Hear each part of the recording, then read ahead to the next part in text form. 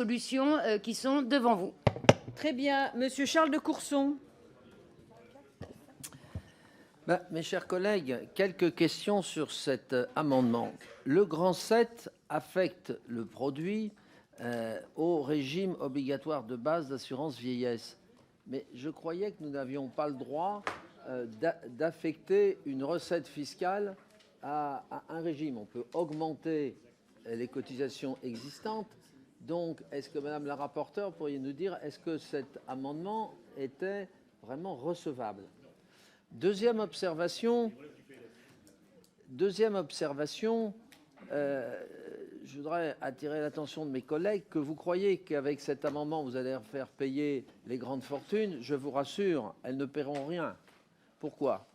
Parce que y a un plafonnement ISF plus IR plus taxe foncière par rapport aux revenus qui est grosso modo à 70-75%. Or, vous savez ce que font les très grandes fortunes, puisque dans les 50 premières grandes fortunes, aucune ne paye l'ISF, zéro.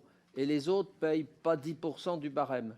Pourquoi ? C'est très simple. Vous faites une holding, vous mettez vos participations dans la holding et vous ne faites pas verser de dividendes à vous-même. Et donc, vous n'avez pas de revenus. Et donc, grâce au plafonnement, vous ne payez plus d'ISF et pas plus d'IR.